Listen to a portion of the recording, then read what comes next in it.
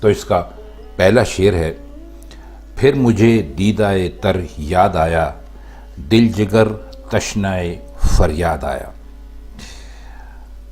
اس میں جگر تشنا جو ہے، اس کا مطلب ہے جس کا جگر پیاسا ہو، یعنی پیاس کی آخری حد ہو۔ تو وہ کہتے ہیں کہ میرے دل میں فریاد کی انتہائی پیاس اور تڑپ پیدا ہوئی، ساتھ ہی رونے والی آنکھ یاد آ گئی، اور میں نے سمجھ لیا کہ دل کی اس پیاس اور تڑپ کو صرف میرے آنسو ہی بجھا سکتے ہیں۔ اچھا شعر ہے، آپ کو اچھا لگا ہوگا۔ اچھا، اگلے شعر کی طرف آتے ہیں۔ دم لیا تھا نہ قیامت نے ہنوز، پھر تیرا وقت سفر یاد آیا۔ ہم آپ کو پہلے بھی بتا چکے ہیں، ہنوز کا مطلب ہوتا ہے ابھی۔ تو وہ کہتے یہ ہیں کہ دوست کو رخصت کرتے وقت جو دردناک کیفیت گزر رہی تھی اور جو اس کے چلے جانے کے بعد رہ رہ کر یاد آتی ہے، اس میں جو کبھی کبھی کچھ وقفہ ہو جاتا ہے، اسے غالب نے قیامت کے دم لینے سے تعبیر کیا ہے کہ میرے رخصت ہونے پر تیرے رخصت ہونے پر میرے لیے قیامت آ گئی۔ ابھی وہ قیامت ٹھہری اور رکی نہ تھی کہ پھر تیرے رخصت ہونے کا وقت ذہن میں تازہ ہو گیا، اور وہ قیامت ایک مرتبہ پھر برپا ہو گئی۔ اس کا تیسرا شعر ہے: سادگی ہائے تمنا یعنی پھر وہ نیرنگ نظر یاد آیا۔ اس میں کوئی خاص مشکل لفظ تو نہیں ہے، سادگی بھی آپ جانتے ہیں، تمنا بھی جانتے ہیں۔ نیرنگ کہتے ہیں جادو کو، طلسم، فریب، کوئی عجیب و غریب بات، کوئی نئی بات۔ تو وہ کہتے ہیں کہ میری تمنا کی سادگی اور خواہش اور آرزو کے بھول پن کو دیکھیے کہ پھر وہی محبوب یاد آ گیا جس کی نظر سراسر ایک جادو اور جو بالکل ایک فریب ہے۔ تمنا کی سادگی یہ ہے کہ جو اپنی خصوصیات کے اعتبار سے کوئی آرزو پوری نہیں کر سکتا اور اس سے کوئی امید بھی بر نہیں آ سکتی، اسی کی تمنا کی جا رہی ہے اور اسی سے لطف اور نوازش کی امید رکھی جا رہی ہے۔ اگلا شعر ہے: عذر و ماندگی اے حسرت دل، نالا کرتا تھا جگر یاد آیا۔ واماندگی کہتے ہیں بیچارگی کو، مجبوری کو، بے بسی کو۔ تو وہ کہتے ہیں کہ اے میرے دل کی حسرت، میری بیچارگی اور مجبوری کا جو بہانہ ہے، جو میرا عذر ہے، جو میری معذرت ہے، اس کو قبول کر لے۔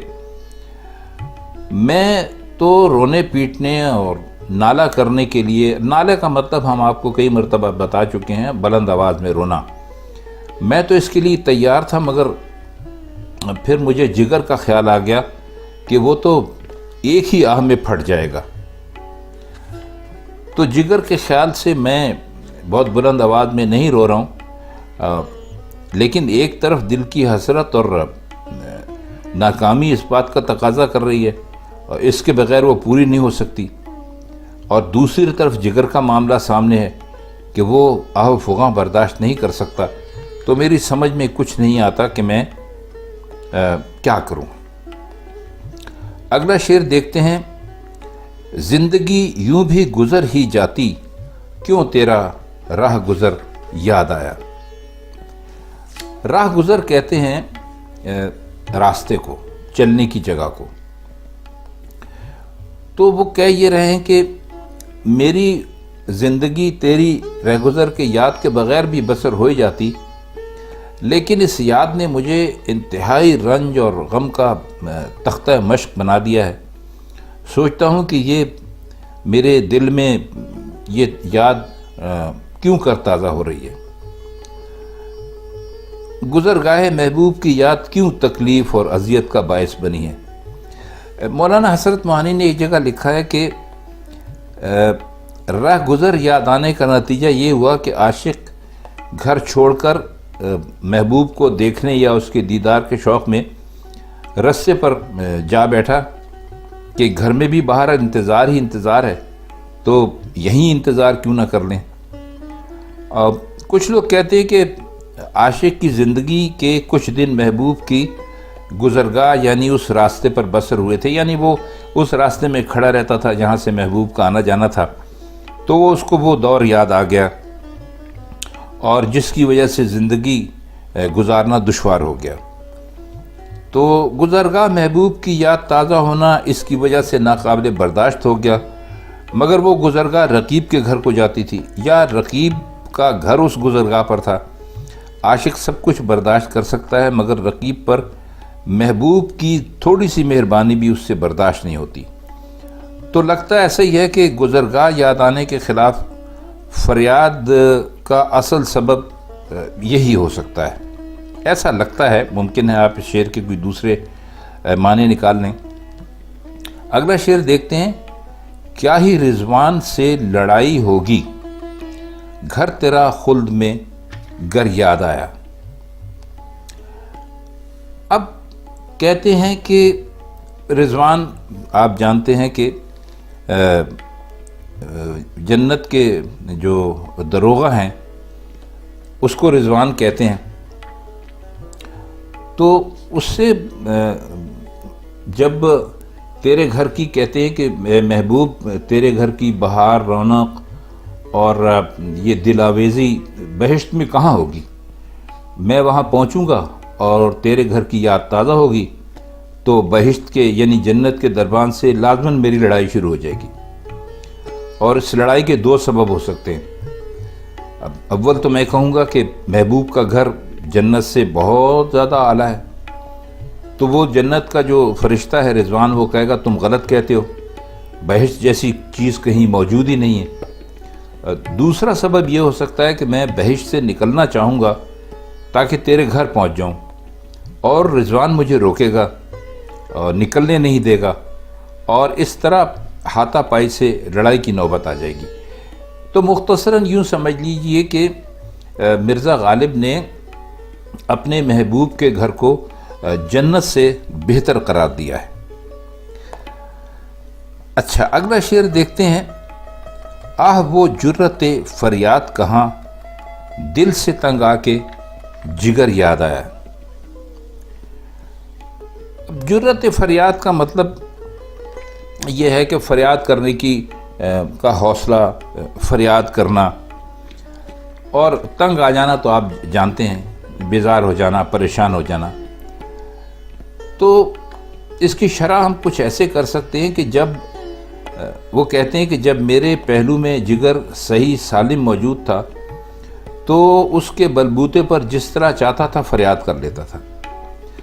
اب مدت ہو گئی، جگر خون ہو کر بہہ گیا، صرف دل میرے پاس رہ گیا، اور دل میں اتنی طاقت ہی نہیں کہ فریاد کی بنیاد بن سکے، اور دل اس لیے بھی ساتھ نہیں دیتا کہ میں چیخوں گا، چلاؤں گا، نالہ کروں گا، فریاد کروں گا تو محبوب کی رسوائی ہوگی۔ تو میں اپنے دل سے سخت تنگ آ گیا ہوں اور مجھے اپنا جگر یاد آ رہا ہے۔ اگلے شعر میں کہتے ہیں کہ پھر تیرے کوچے کو جاتا ہے خیال، دل گمگشتہ مگر یاد آیا۔ کوچہ ہم آپ کو بتا چکے ہیں کہ یہاں سمجھ لیجئے کہ محبوب کی گلی، وہ گلی جس میں کہ محبوب کا گھر ہے۔ تو وہ کہتے ہیں کہ میرا خیال پھر تیری گلی کی طرف جا رہا ہے، اور شاید اسے گمگشتہ یعنی بھولا ہوا دل یاد آ گیا ہے میرے خیال کو، اور اس لیے وہ ادھر جا رہا ہے کہ دل وہاں مل جائے گا، کیونکہ اس کے گم ہونے کی اور کوئی جگہ تو ہو ہی نہیں سکتی۔ ہم نے تو اپنا دل محبوب کی گلیوں میں کھویا تھا، تو اگر ہمیں اپنا دل واپس چاہیے تو پھر ہمیں وہیں پر مل سکتا ہے۔ آئیے اگلے شعر کی طرف چلتے ہیں کہ کوئی ویرانی سی ویرانی ہے، دشت کو دیکھ کے گھر یاد آیا۔ دشت ہم آپ کو پہلے بھی بتا چکے ہیں، ویران جگہ کو کہتے ہیں، جنگل سمجھ لیجئے، صحرا سمجھ لیجئے۔ تو اس شعر سے جو فوراً ذہن میں خیال پیدا ہوتا ہے وہ یہ کہ جس دشت میں ہم ہیں، جس ویرانے میں ہم ہیں، وہاں اس قدر ویرانی ہے کہ اسے دیکھ کے گھر یاد آتا ہے، یعنی خوف معلوم ہوتا ہے۔ مگر آپ اگر ذرا غور کریں تو اس کے یہ معنی بھی نکلتے ہیں کہ ہم تو اپنے گھر ہی کو سمجھتے تھے، ایسی ویرانی اور کہیں نہیں ہوگی، مگر دشت بھی اس قدر ویران ہے کہ اسے دیکھ کر ویرانی یاد آتی ہے۔ تو اس شعر کا یہی مطلب نکلتا ہے، میرے خیال میں اچھا مطلب ہے، شعر آپ کی سمجھ میں آ گیا ہوگا۔ اب ہم اس شعر کا مقطع کی طرف آتے ہیں، اور یہ کافی مشہور ہے، آپ نے کئی جگہ پڑھا بھی ہوگا۔ میں نے مجنوں پہ لڑک پن میں اسد سنگ اٹھایا تھا کہ سر یاد آیا۔ سنگ ہم نے آپ کو پہلے بھی بتایا تھا، سنگ پتھر کو کہتے ہیں، اور اس غزل میں بھی مرزا غالب نے اپنا پرانا تخلص یعنی اسد استعمال کیا ہے۔ تو اگر کہیں آپ اس کو اسد کے نام سے پڑھیں تو آپ فوراً سمجھ جائیں کہ یہ مرزا غالب کا ہی شعر ہے، کیونکہ وہ شروع میں اپنا تخلص اسد ہی استعمال کیا کرتے تھے۔